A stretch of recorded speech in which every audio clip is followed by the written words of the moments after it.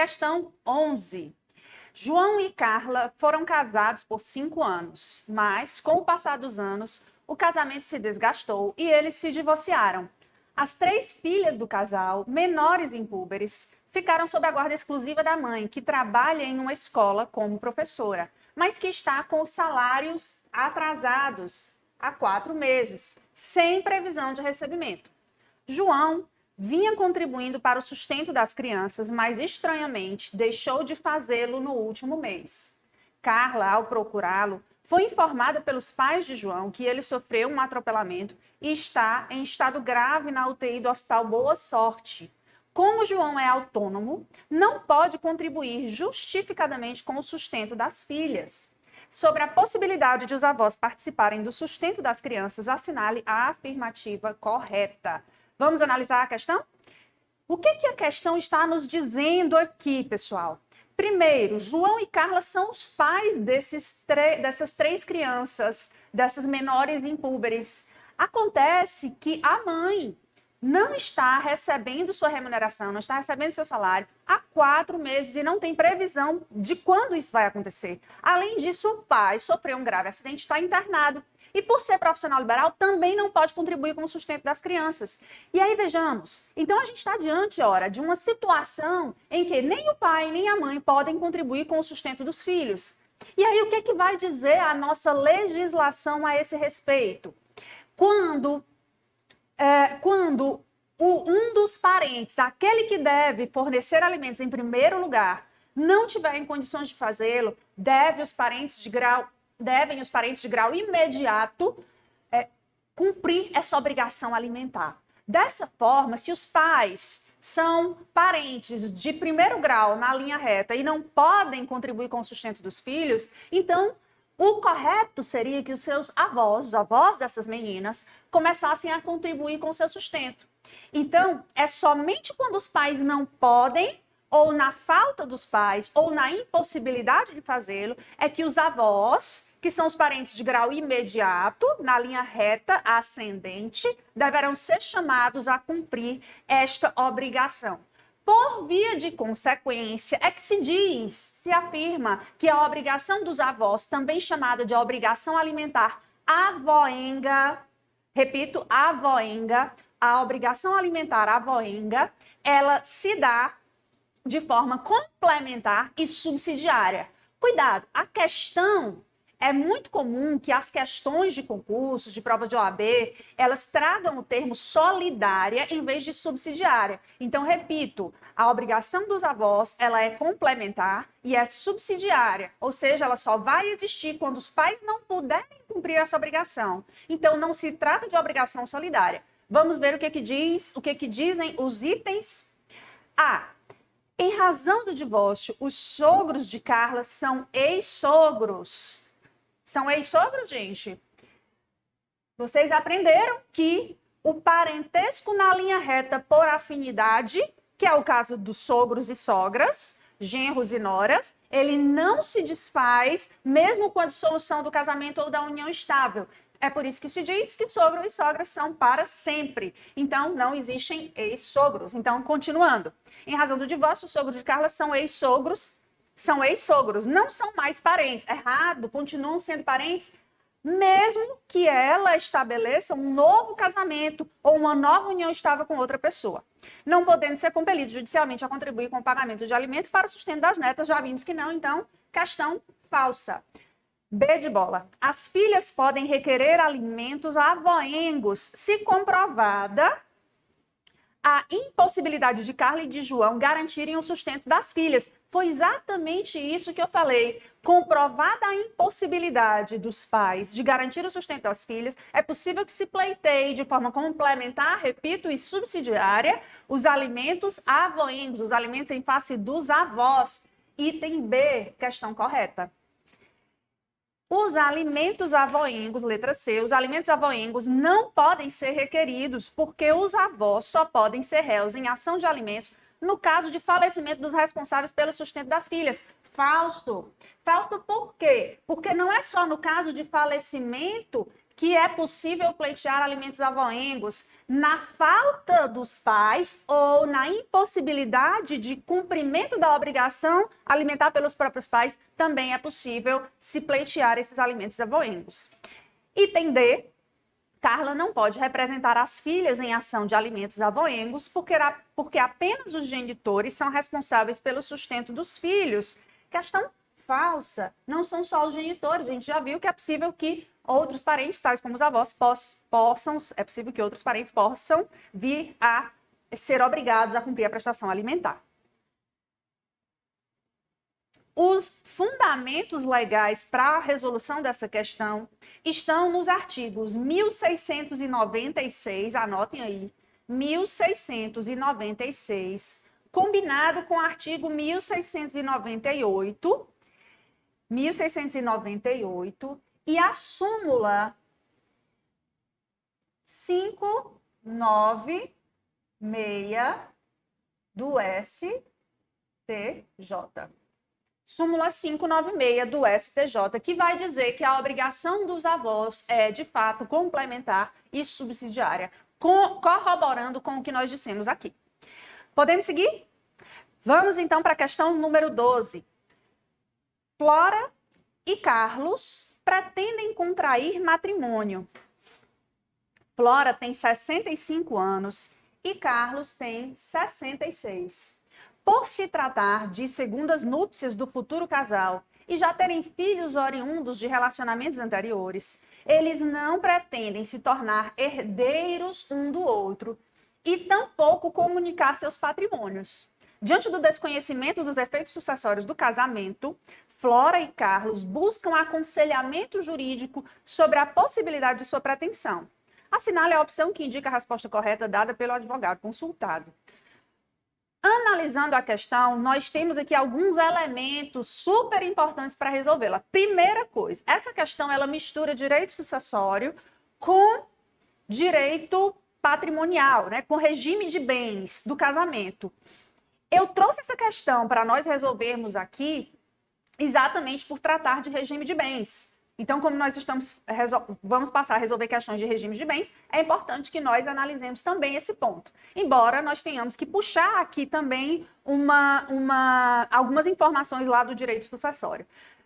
Primeiro elemento importante que temos que analisar, a idade de Flora e de Carlos. A questão, ela diz que Flora tem 65 anos e Carlos tem 66. Veja, eles são idosos, têm mais de 60 anos.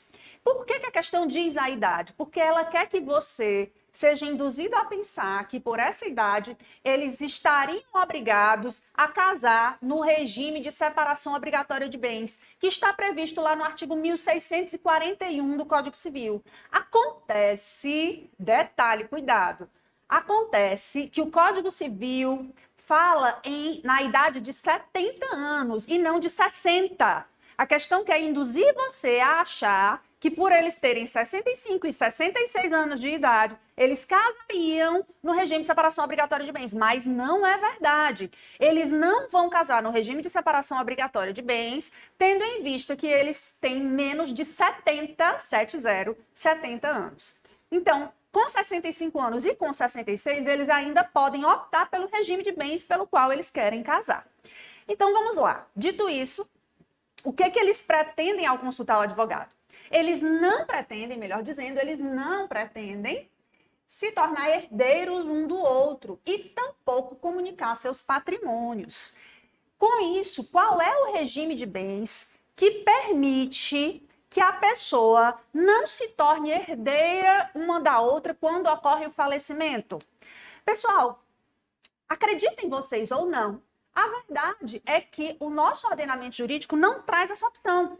Qualquer que seja o regime de bens pelo qual as pessoas decidem casar, mesmo que seja o regime da separação convencional ou separação absoluta de bens, mesmo que seja esse regime, uma vez que um dos cônjuges venha a falecer, o outro, o cônjuge sobrevivente, será, por direito, herdeiro do falecido, concorrendo com os seus descendentes. Isso é o que vai dizer o artigo 1800 1829, inciso 1 do Código Civil.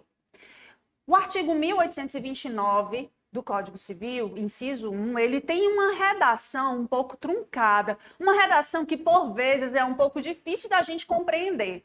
Mas eu vou tentar aqui traduzir o que diz esse inciso 1. O caput do 1829 vai dizer que a sucessão legítima se defere na seguinte ordem. Se defere aos descendentes em concorrência com o cônjuge sobrevivente. Então, em regra, na sucessão legítima, os descendentes vão ser herdeiros em concorrência com o cônjuge sobrevivente. Então, via de regra, o cônjuge sobrevivente ele é herdeiro. Via de regra, o cônjuge sobrevivente ele é herdeiro necessário, juntamente com os descendentes, concorrendo com os descendentes. Emília, em todo o regime de bens, em quase todos os regimes de bens. Então, nós podemos dizer, anotem aí agora, que o cônjuge sobrevivente concorre com os descendentes no regime da comunhão parcial, anotem, comunhão parcial, em relação aos bens particulares,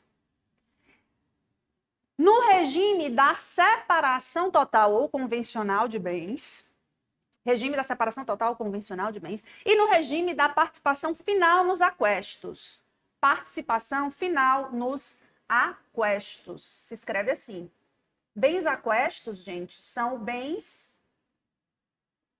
aquestos. São bens adquiridos a título oneroso.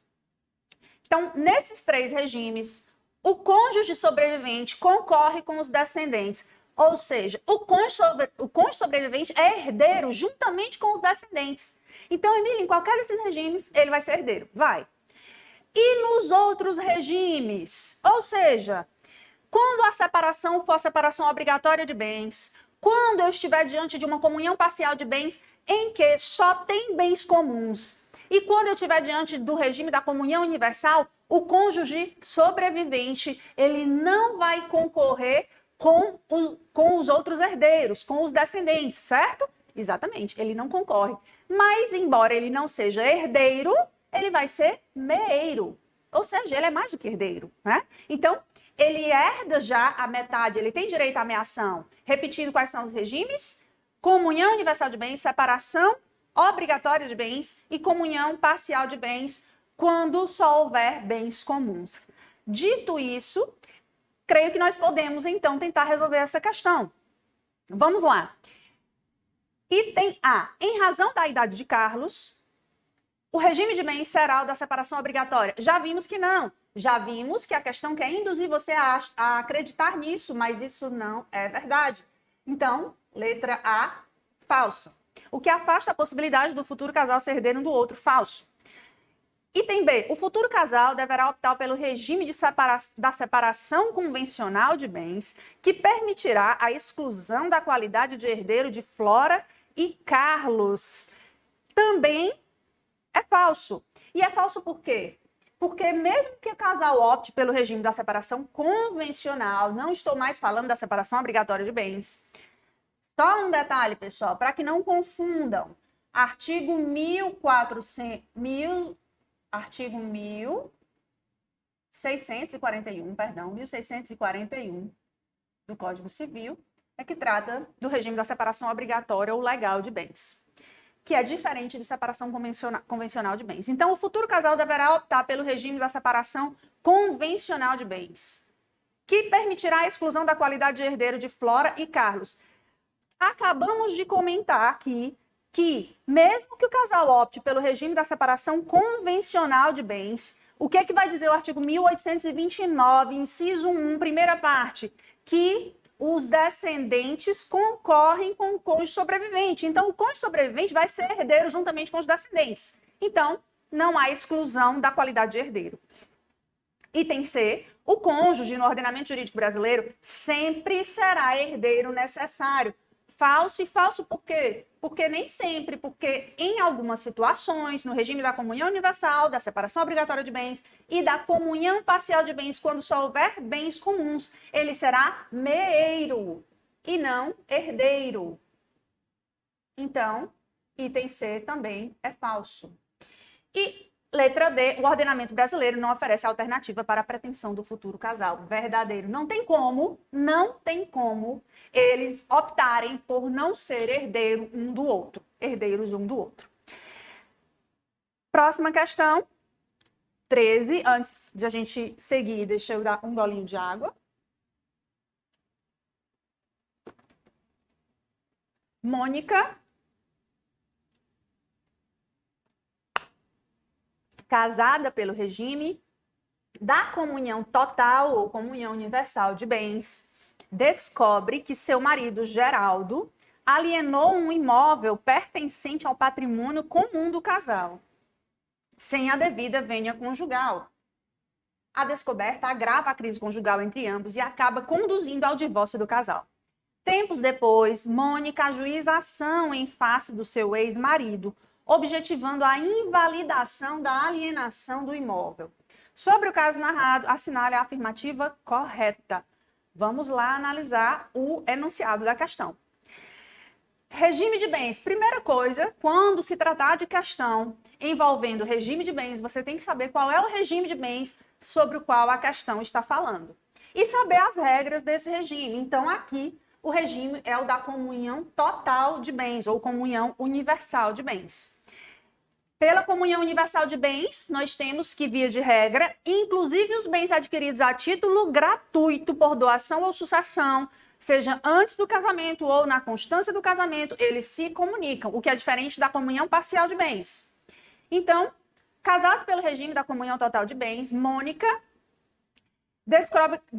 descobriu que Geraldo alienou um imóvel pertencente ao patrimônio comum do casal, sem a devida vênia conjugal. A vênia conjugal nada mais é, gente, do que a chamada outorga conjugal, ou também conhecida como outorga uxória, ou outorga marital. Então,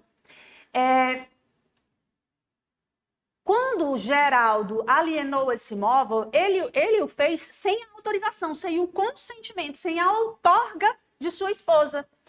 E aí, o que vai dizer o Código Civil a respeito da alienação feita por um dos cônjuges sem a autorização do outro?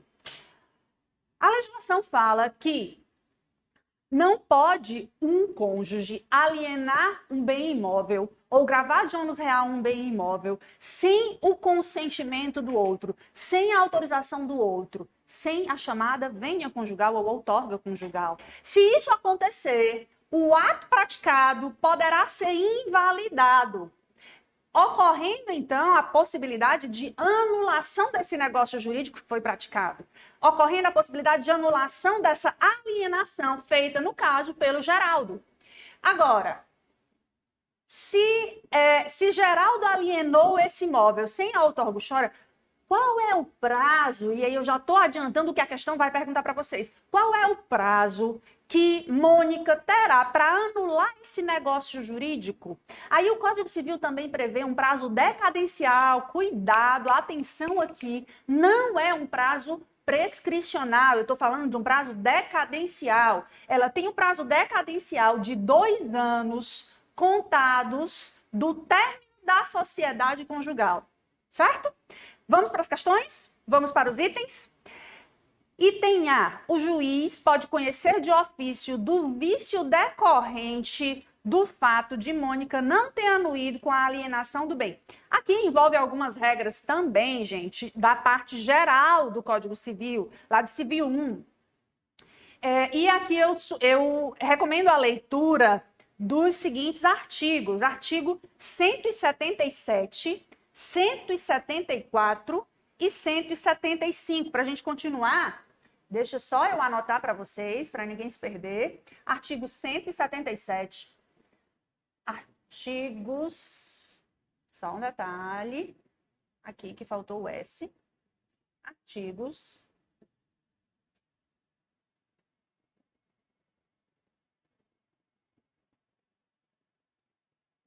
177, 174 e 175 do Código Civil. Todos esses dispositivos tratam da questão da anulação do negócio jurídico. Então, só para complementar o raciocínio, só para complementar o estudo dessa questão aqui, eu peço que vocês leiam esses dispositivos. Então, o juiz pode conhecer de ofício do vício decorrente do fato de Mônica não ter anuído com a alienação do bem. O ato praticado por Geraldo é um ato anulável. E sendo um ato anulável pela teoria do negócio jurídico, não é possível se conhecer de ofício da anulação de um negócio jurídico. Repetindo, então, o juiz não poderá conhecer de ofício, precisando ele ser provocado pela parte interessada. Então, item A, falso.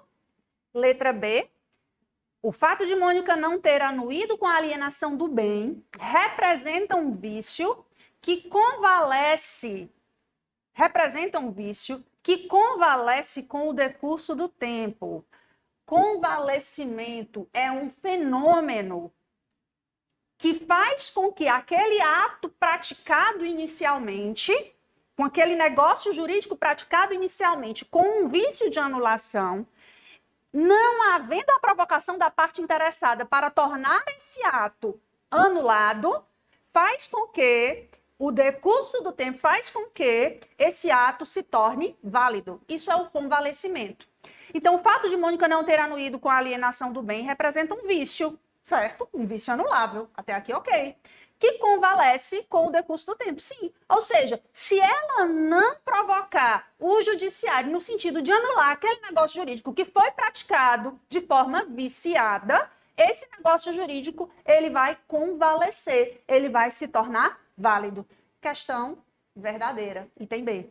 Item C. O vício decorrente da ausência de vênia conjugal não pode ser sanado pela posterior confirmação do ato por Mônica. Falso. Uma das características do negócio jurídico anulável é que ele possa ser confirmado posteriormente. Então, se ele foi inicialmente realizado com um vício, tornando-o anulável, se posteriormente ele é confirmado pela parte prejudicada, então ele passa a ter validade. Então, item falso. Para que a pretensão de Mônica seja acolhida, ela deveria ter observado o prazo prescricional de 2 anos. O que foi que eu disse? Que esse prazo não é um prazo prescricional, ele é um prazo decadencial de 2 anos a contar da data do divórcio. Então, vejam, anotem mais 2 dispositivos para vocês estudarem para essa questão. Artigo 1647, inciso 1, e artigo 1649, além daqueles da parte geral que eu já indiquei. Vamos para a próxima questão.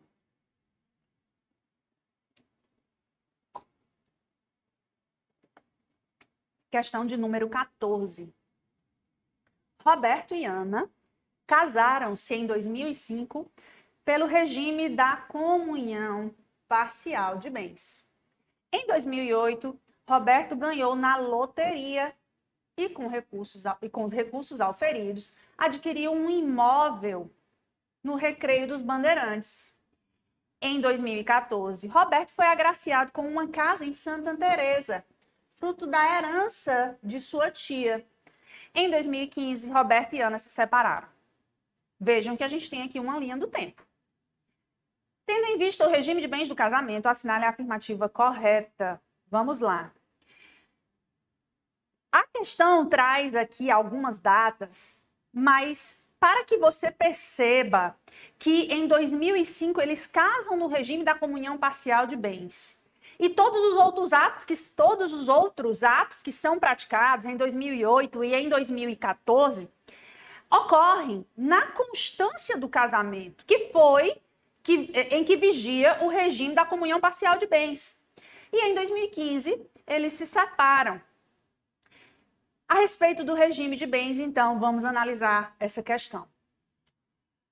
Adquiriu um imóvel. Se a gente está falando que eles se separaram, provavelmente a questão vai pedir de vocês que vocês realizem, na cabeça de vocês, a partilha desses bens.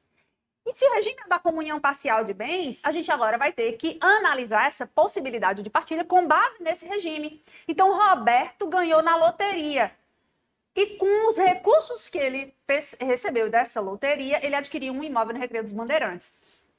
loteria, concurso, prêmio. Então, por exemplo, caminhão do Faustão, caminhão do Gugu, nem sei se existe caminhão do Gugu, caminhão do Faustão, caminhão do Gugu, prêmios, e por aí vai. Prêmios de monografia, prêmios de concursos de órgãos públicos ou órgãos privados, instituições privadas, são todos considerados fatos eventuais. Então, vai dizer o Código Civil que os bens adquiridos por fato eventual entram na comunhão.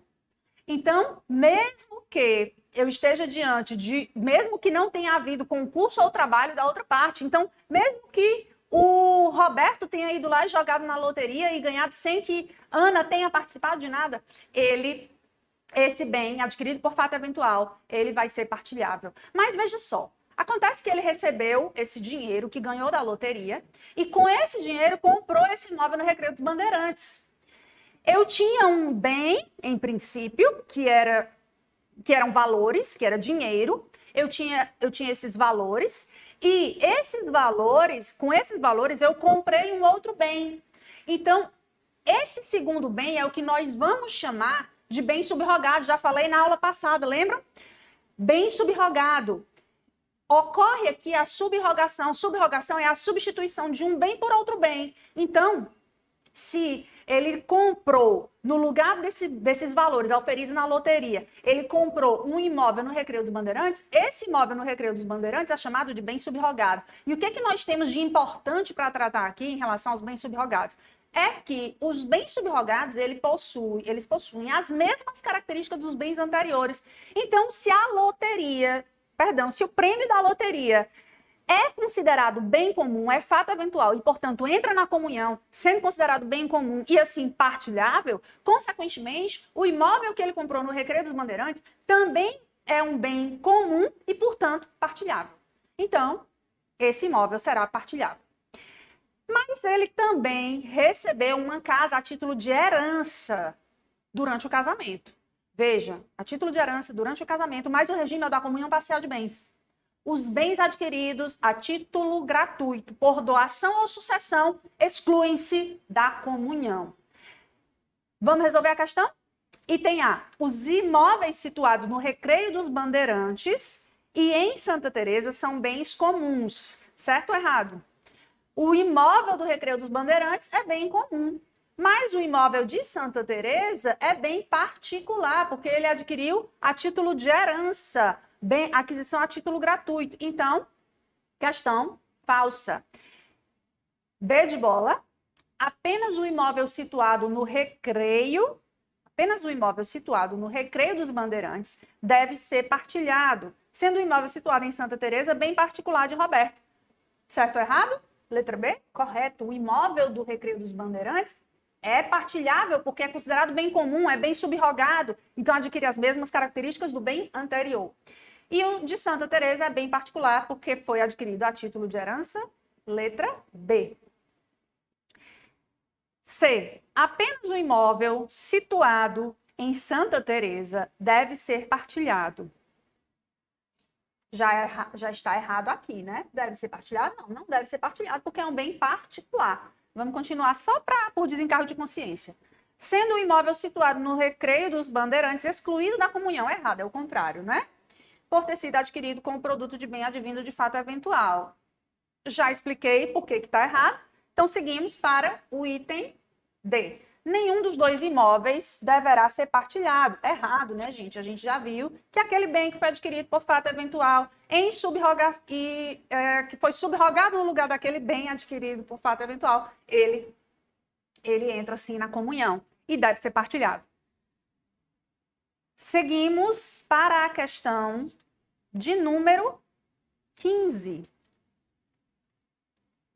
Amélia e Alberto são casados pelo regime de comunhão parcial de bens. Alfredo, amigo de Alberto, pede que ele seja seu fiador na compra de um imóvel. Diante da situação apresentada, assinale a afirmativa correta. Comunhão parcial de bens. Novamente, a questão já lhe traz o regime de bens. Pede Alfredo, amigo de Alberto, pede que ele seja fiador na compra de um imóvel. O que é que vai dizer o Código Civil? Que nenhum dos cônjuges pode, sem a autorização do outro, prestar fiança ou aval.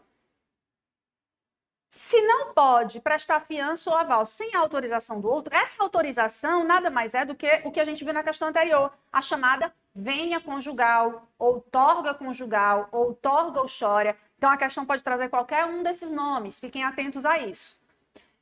Então, nenhum dos cônjuges pode, sem a autorização do outro, prestar fiança ou aval, porque ele sendo fiador, ele pode comprometer o patrimônio do casal. E para isso tem que ter a autorização do outro cônjuge.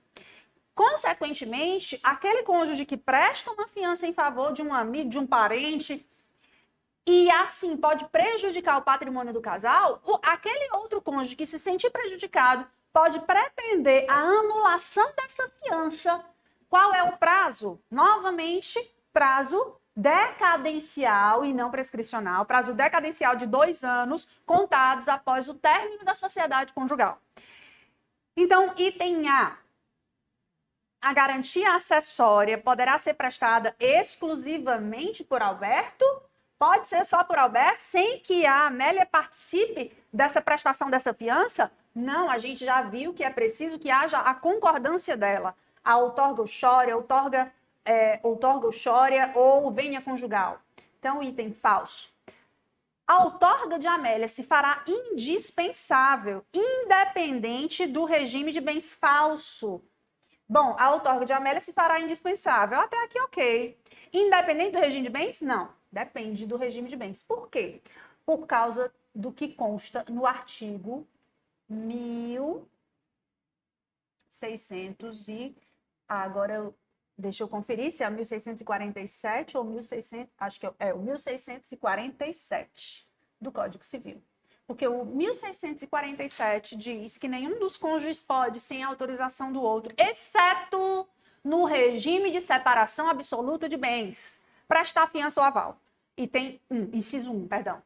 Então, isso quer dizer que os cônjuges não podem prestar fiança em nenhum regime de bens, exceto no regime de separação absoluta de bens. Porque no regime de separação absoluta, a regra é que nenhum bem se comunica. É que cada cônjuge tem seus bens particulares. Então, consequência disso é que a fiança prestada por um deles, por um dos cônjuges, não vai atingir o patrimônio do outro. Por isso é que não se exige a outorga ou chória no caso da separação absoluta de bens. Mas somente nesse caso. Então, a outorga de Amélia se fará indispensável, independentemente do regime de bens? Falso, depende do regime de bens. Se for na separação absoluta, não é indispensável. Item C, a fiança, se prestada por Alberto sem o consentimento de Amélia, será anulável. Corretíssimo. Já expliquei também por quê e como, né? A anulação do aval, fiança ou aval, a questão está falando de fiança e agora está falando de aval. Mas vamos considerar porque está no inciso 1 do 1647. Inciso 1 ou, perdão, no inciso 3, perdão. A anulação do aval somente poderá ser pleiteada por Amélia durante o período em que estiver casada. Falso, a gente já viu que ela pode, que o prazo decadencial começa a correr após a sociedade conjugal, após o término da sociedade conjugal. E esse prazo é de 2 anos. Então, letra D, falso.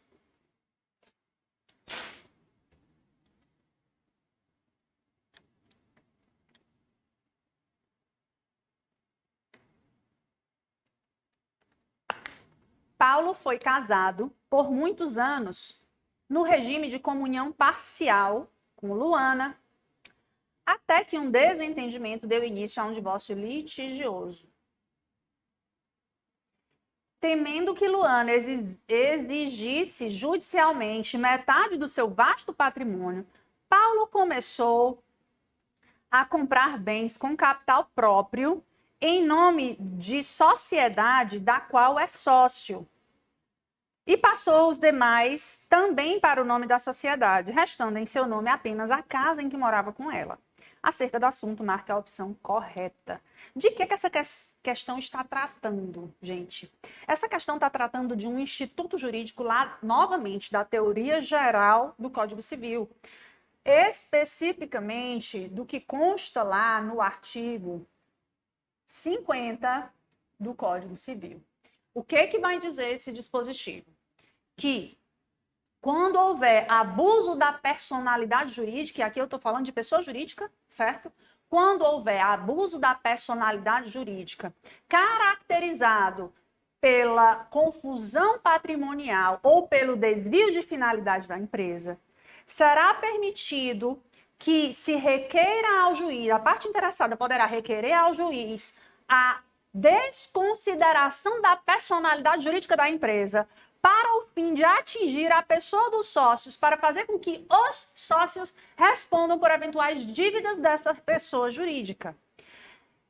Isso é o que nós chamamos de desconsideração da personalidade jurídica da pessoa jurídica. É um instituto jurídico lá da parte geral do Código Civil.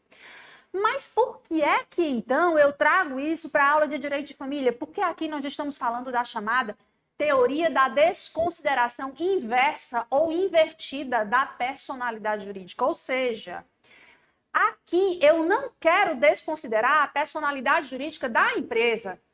Aqui eu quero desconsiderar a personalidade jurídica, digamos assim, da pessoa física, do sujeito cônjuge, que está fraudando o patrimônio ao transferir os seus bens, os bens do casal, ou os bens que deveriam ser do casal, para a empresa, para evitar que esses bens sejam partilhados no momento do divórcio. Então, para evitar essa fraude patrimonial, eu posso aqui no direito de família fazer uso da chamada desconsideração inversa da personalidade jurídica, requerendo então ao juiz que ele desconsidere a pessoa física, o sujeito, o cônjuge, para atingir a própria pessoa jurídica que em tese, em princípio, nada tinha a ver com essa questão de partilha de bens aqui do casal. Mas houve confusão patrimonial, porque o cônjuge transferiu bens que eram do casal para a empresa. Então, se há confusão patrimonial, eu posso, com base no artigo 50 e com base na doutrina e na jurisprudência, me utilizar disso, requerendo e alegando isso ao juiz.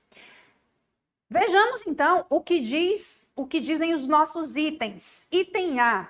A atitude de Paulo encontra respaldo na legislação. Já começa errado, né, gente?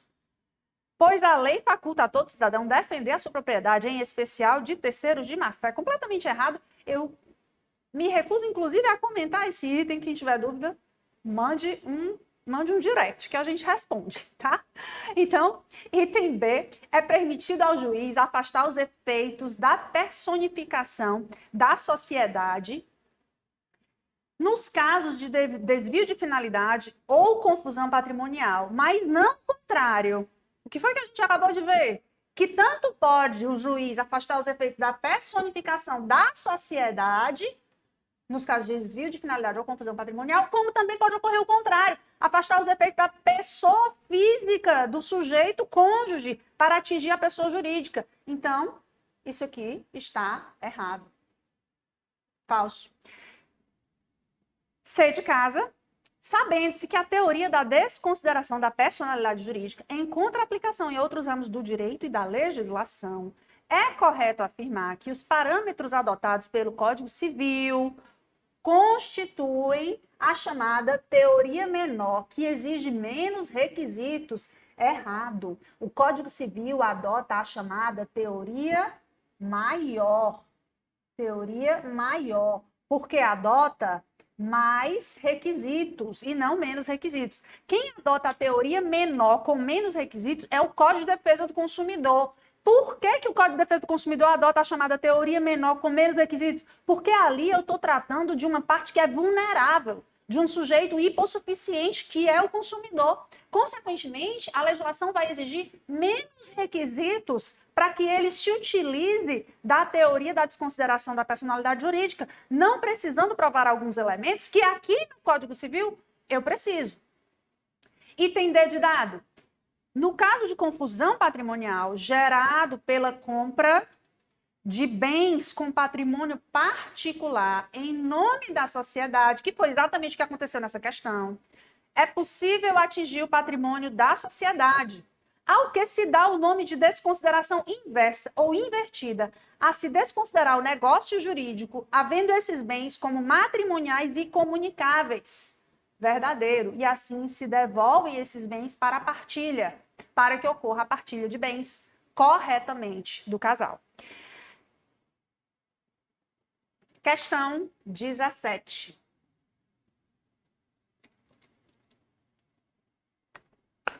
Em maio de 2005, Sérgio e Lúcia casaram-se pelo regime da comunhão parcial de bens. Vocês estão percebendo como o examinador de vocês adora o regime da comunhão parcial? Saibam as regras do regime da comunhão parcial de bens. Que tem que saber mesmo, porque são as regras gerais, né? E aí os outros regimes a gente vai analisando, sempre fazendo um paralelo com o regime da comunhão parcial. Então, em maio de 2005, Sérgio e Lúcia casaram-se pelo regime da comunhão parcial de bens. Antes de se casar, ele já era proprietário de 2 imóveis. Em 2006, Sérgio alugou seus 2 imóveis e os aluguéis auferidos mês a mês foram depositados em conta corrente aberta por ele, um mês depois da celebração dos contratos de locação. Em 2010, Sérgio recebeu o prêmio máximo da loteria, olha, novamente, em dinheiro, que foi imediatamente aplicado em uma conta poupança aberta por ele naquele momento. Em 2013, Lúcia e Sérgio se separaram. Lúcia procurou um advogado para saber se tinha direito à partilha do prêmio que Sérgio recebeu na loteria, bem como aos valores oriundos dos aluguéis dos imóveis adquiridos por ele antes do casamento e mensalmente depositados na conta corrente de Sérgio. Com base na hipótese narrada, assinale a afirmativa correta.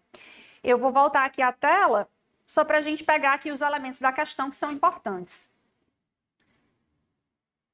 Antes de casar, Sérgio já tinha 2 imóveis. Se o regime que a questão traz é o regime da comunhão parcial de bens e esses 2 imóveis foram adquiridos antes do casamento, esses bens, esses 2 imóveis são considerados bens particulares, pois adquiridos antes do casamento. Então, excluem-se da comunhão, não podem ser partilhados. Acontece, gente, que a questão está falando aqui não exatamente dos imóveis em si, mas sim dos aluguéis que foram percebidos na constância do casamento. Atenção para isso, a questão fala de aluguéis auferidos mês a mês durante o casamento. Então, aluguéis são considerados frutos civis da coisa. Sendo frutos civis, o que a gente tem lá no nosso Código Civil? Que entram na comunhão os frutos percebidos na constância do casamento ou pendentes ao tempo em que cessar a comunhão. Então, frutos civis, os aluguéis percebidos, auferidos na constância do casamento, são bens comuns. Se são bens comuns, eles devem ser partilhados em caso de divórcio. Então, conclusão que nós fazemos disso é que os imóveis, embora sejam bens particulares, Emília, mesmo que os frutos sejam oriundos de bens particulares, eles ainda assim são considerados bens comuns? Sim, porque inclusive o código ele é expresso nesse sentido. Os frutos, seja de bens particulares ou de bens comuns, são considerados bens comuns, os frutos são considerados bens comuns, desde que percebidos na constância do casamento ou pendentes ao tempo em que cessar a comunhão. Então, não interessa se o bem de onde aquele fruto é retirado é um bem particular ou é um bem comum. Então, no caso concreto, se os frutos foram percebidos de um imóvel que era um bem particular do Sérgio, ainda assim, ele será considerado bem comum e vai ser partilhado. Além disso, nós temos aqui um prêmio da loteria, que foi aplicado em uma conta poupança aberta para esse fim. Prêmio, a gente já viu na questão anterior, que é considerado fato eventual e, portanto, também entra na comunhão. Consequência disso, gente, é que tanto os aluguéis são considerados bens comuns, quanto o prêmio da loteria também são considerados, os prêmios também são considerados bens comuns. Então, vamos para os itens.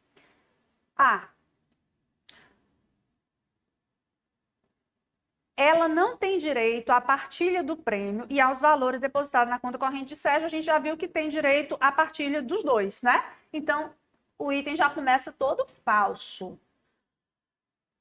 Item B, ela tem direito à partilha dos valores depositados na conta corrente de Sérgio, oriundos dos aluguéis de seus imóveis, mas não tem direito à partilha do prêmio obtido na loteria. Até aqui está correta, mas do meio para o fim está errado. Não tem direito à partilha do prêmio obtido na loteria? Errado, ela tem direito. Também falso. Item C, ela tem direito à partilha do prêmio, mas não poderá pleitear a partilha dos valores depositados na conta corrente de Sérgio, oriundo dos aluguéis de seus imóveis. Também é errado, a gente já viu que ela tem direito aos dois. Ela tem direito à partilha do prêmio e dos valores depositados na conta corrente de Sérgio, oriundo dos aluguéis dos imóveis de Sérgio, uma vez que ambos constituem-se bens comuns do casal. Exatamente, questão D, correta. Questão de número 18. João e Maria casaram-se no regime da comunhão parcial de bens em 2004. Contudo, em 2008, João conheceu Vânia e eles passaram a ter um relacionamento amoroso. Separando-se de fato de Maria, João saiu da casa em que morava com Maria e foi viver com Vânia, apesar de continuar casado com Maria. Em 2016, João, muito feliz em seu novo relacionamento, resolve dar de presente um carro 0 km da marca X para Vânia. Considerando a narrativa apresentada sobre o contrato de doação celebrado entre João, doador, e Vânia, donatária, assinale a afirmativa correta. Vamos lá. Novamente, o regime é o da comunhão parcial de bens. Lembremos das regras do regime da comunhão parcial de bens. Casaram-se em 2004, mas em 2008 João conheceu Vânia e eles passaram a ter um relacionamento amoroso e a partir dali João resolveu sair de casa. Ora, quando ele se une com Vânia, ele sai de casa e se une com Vânia. Então, ele se separa de fato de Maria. O que ocorreu aqui entre João e Maria foi uma separação de fato. Vejam que a questão diz, apesar de continuar casado com Maria, ele passa a viver com Vânia. Ele está casado apenas formalmente, no papel, mas ele está separado de fato. Emília, ele pode viver uma união, digamos, uma união estável com Vânia, mesmo estando casado, se o artigo 1723, parágrafo 1º, permite que a pessoa, embora casada, se estiver separada de fato ou judicialmente, permite que ela estabeleça união estável. Ela não pode casar de novo, porque para casar de novo, ela precisa primeiro se divorciar, mas ela pode viver em união estável. E isso não vai ser considerado concubinato. Então, foi viver com Vânia, mas ele transferiu, depois de já estar separado de fato, atenção para isso, ele já estava separado de fato. E vejam, em 2016, gente, aqui eu tenho 8 anos depois, não é? 8 anos depois, de 2008 a 2016. A questão diz que João conheceu Vânia em 2008. Então, em 2016, ele presenteia Vânia com um carro da marca X, fazendo aí um contrato de doação. A respeito desse tema aqui, da doação de um dos cônjuges ao outro, ao chamado concubino, né? Digamos assim, que aqui no caso a Vânia nem seria concubina, porque eles já estavam separados de fato. Então, o que a legislação, o que o nosso Código Civil vai dizer a respeito desse tema? Que o cônjuge prejudicado pode pretender anular o negócio jurídico praticado, a doação de um bem praticado pelo outro cônjuge ao seu concubino. Mas isso, pessoal, pode acontecer se eles ainda estiverem de fato casados, mas aqui no caso eles estavam separados de fato. Então, essa doação feita pelo outro cônjuge a Vânia, ela não será inquinada de vício, não haverá, portanto, invalidação da doação, em virtude da separação de fato estar existente. Então, vamos analisar os itens. Item A. O contrato de doação é nulo, pois é a hipótese de doação de cônjuge adúltero ao seu cúmplice. Não, porque quando essa doação ocorreu, já não havia mais relação conjugal entre Maria e João. Pelo contrário, já tinham se separado de fato. Item B. Poderá ser anulado desde que Maria pleiteie a anulação até 2 anos depois da assinatura do contrato falso. Até 2 anos depois, poderia ser anulado, não pode ser anulado, né? A gente já viu que é válido. É válido. Então, não pode ser anulado. Mas poderia ser anulado se fosse na constância do casamento. Mas já estão separados de fato, então não cabe anulação. Desde que Maria pleiteie a anulação até 2 anos da assinatura do contrato. Se fosse anulável, o prazo não seria esse. O prazo seria aqueles 2 anos decadenciais, contados da data do término da sociedade conjugal, como nós já vimos.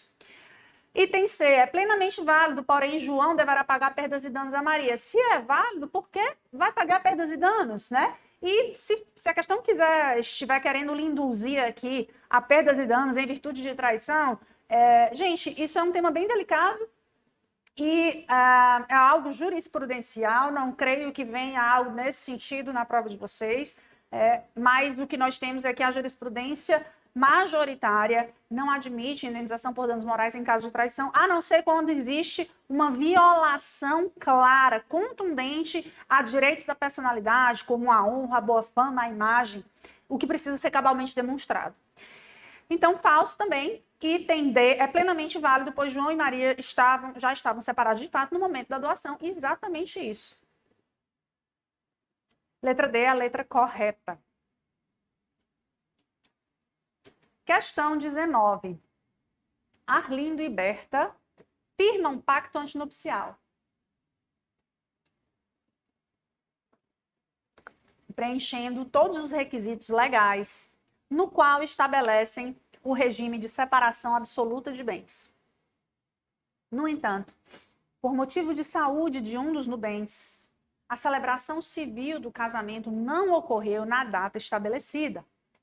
Diante disso, Arlindo e Berta decidem não se casar e passam a conviver maritalmente.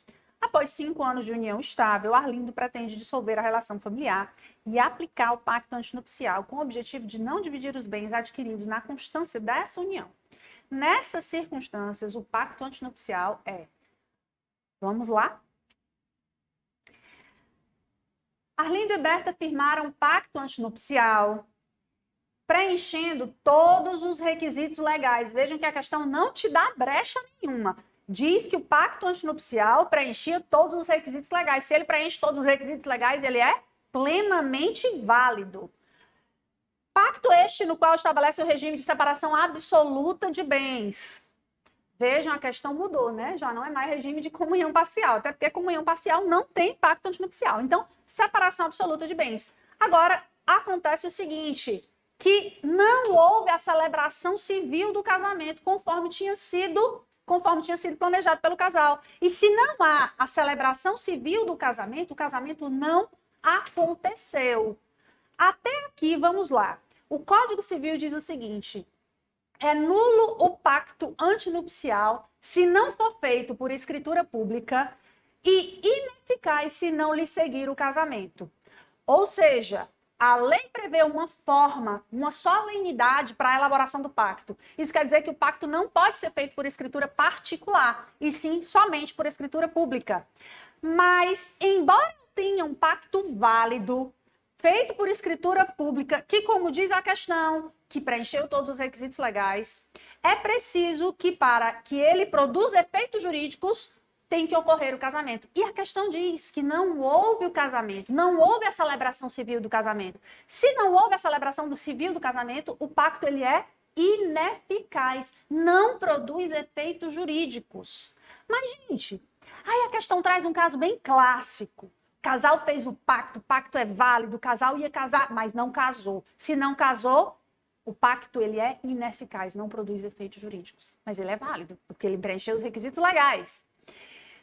E aí, o casal viveu em união estável. Se o casal viveu em união estável e não casou, eu vou poder aplicar o pacto? Não, porque não houve o casamento, a lei é clara. Se não lhe seguir o casamento, o pacto é ineficaz. Ah, mas ele não é válido? É válido, mas não produz efeitos. Se não produz efeitos, qual é o regime de bens que vai vigorar nessa união estável? regime da comunhão parcial de bens, que é o regime legal, que é a regra geral. Então, resolvendo a questão, o pacto é válido? Sim, já vimos que é válido. É ineficaz? Sim, já vimos que é ineficaz. Então, a gente mata a questão na letra A. É eficaz? Não é eficaz porque não ocorreu o casamento. Item C. É inválido? Não, já vimos que é válido porque a própria questão diz que preencheu todos os requisitos legais. É ineficaz? A gente já viu que é, mas embora esse esteja correto, não é inválido. E item D, é inválido? Não. É eficaz? Não é eficaz. É ineficaz porque não lhe seguiu o casamento. Então, eu coloquei um certinho aqui, mas eu vou apagar esse certinho que eu coloquei aqui do lado, exatamente para não confundir. Eu vou botar um F, né? Fica mais organizado. Falso, falso, falso. Letra A é a letra correta. Questão 20. Júlio, casado com Isabela durante 23 anos, com quem teve 3 filhos, durante a audiência realizada em ação de divórcio acumulada com partilha de bens proposta por Isabela, reconhece perante o juízo de família um filho havido de relacionamento extraconjugal. Posteriormente, arrependido, Júlio deseja revogar tal reconhecimento. Sobre os fatos narrados, assinale a afirmativa correta.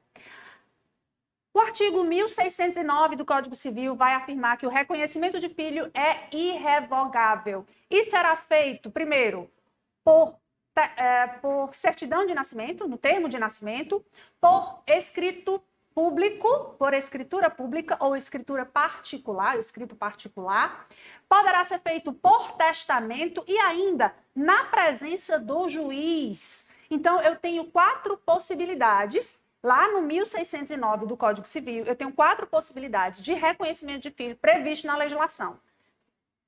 Então, primeira coisa que precisamos estar atento. É possível revogar o reconhecimento? Não, a gente já viu que é irrevogável, disposição taxativa do 1609. E ainda, qual vai ser a forma de realização desse reconhecimento? Aqui é o que nós vamos ver nos itens seguintes. Item A, o reconhecimento de filho só é válido se for realizado por escritura pública ou testamento. Falso. A gente já viu que pode ser feito no termo de nascimento, pode ser feito por escrito particular e pode ser feito na presença do juiz. O reconhecimento de filho realizado por Júlio perante o juiz de família é ato irrevogável. Letra B de bola, que é exatamente... Vou apagar aqui novamente, que ficou feio isso.